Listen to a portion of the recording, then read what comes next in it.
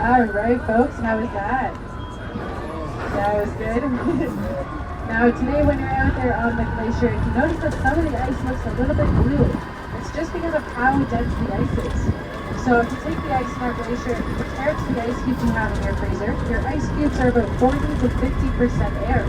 But the ice in our glacier is only 10. So when the light hits it, it makes a little bit of a cool effect where it bounces off and it kind of looks like glue to us. Now, a quick showing you, has anyone been on a glacier before? Wow, one person, alright. Now, for those of you that did not put your hands up, congratulations, we are now on the Baptist Glacier. Ooh. Now, I know it doesn't look like we're on a glacier right now, but I promise this is part of it. It's what we call the ice core moraine. Now, if you look on the left, you'll notice that there's been lots of erosion putting all that rock and dirt on the very sides of our glacial ice, and it's covered it in about 3 feet of rock. Now, this rock has acted like a thermal blanket, protecting the ice underneath by keeping it nice and cool, which is why we're up a lot higher than the rest of the ice. Now, a really good example of this is just on the right-hand side over here. We have a big chunk of this ice core moraine for you guys to see, and you can even see that blue ice underneath as well.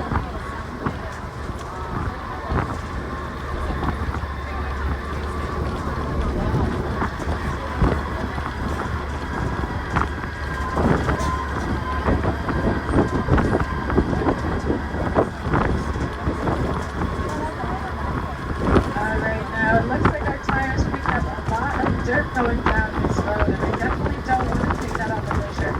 So what we're going to do is we're going to go through this big puddle ahead of us. This is called our tire wash, and it's going to remove all this mud for us.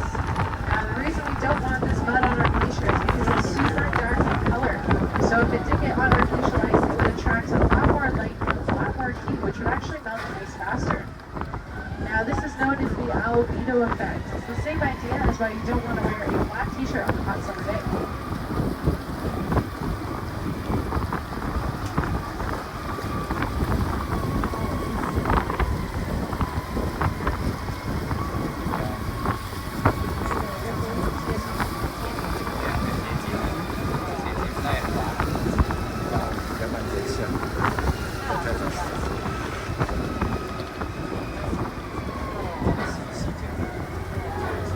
Right now, what you might notice here is that on either side of our road, there is kind of mud or dirt looking stuff on top of the glacier.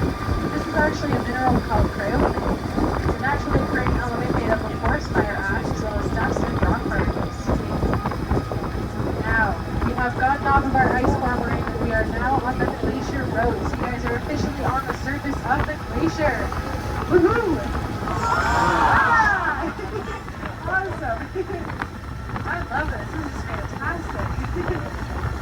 Now, a lot of this cryogenic came here over winter time, but we did get a very big increase in this cryogenic, especially from forest fires. So Jasper National Park had quite a few fires lately, and those fires were underneath. We had lots and lots of black smoke come this way. And it coated not just this glacier, but other glaciers around us as well, making this cryogenic a lot darker and a lot thicker. On the left-hand side, we have a waterfall over there, if you guys want to take a peek at that. We do have lots of these waterfalls around the area, especially because all this ice is melting with the hot heat, so all this water is glacial water coming down.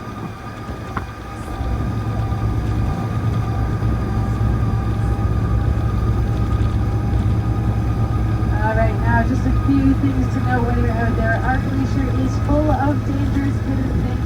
Ice. We have lots of crevasses, lots of mill wells. It is quite slippery out there. And so for that reason, we do have our own little area boundary that we like to walk in. It's surveyed daily just to make sure it's safe for everyone. This is outlined by boundary signs in the ice. These just look like little red lollipops. So when you're out there, make sure you're staying within these boundary signs. We want everyone to be safe. Now on the left-hand side here, you can see one of those dangers. We have lots of these crevasses out here. Now these are pretty deep, you can't even see the bottom. Ooh. Alright, now one last thing to keep in mind today is that we have lots of ice explorers pulling in and reversing out. And these big vehicles have very big blind spots so they can't see behind them. So when you're out there today, make sure you're staying in front of the Ice Explorers where the drivers can see you. Again, we want you all to be as safe as possible out here today. Alright, now we're going to be leaving the glacier at 4:15. Alright, so we're going to be leaving the glacier at 4:15. That is when we all have to be back on this bus by. So just make sure you're back on the 5:42 net 4:15. 4:15.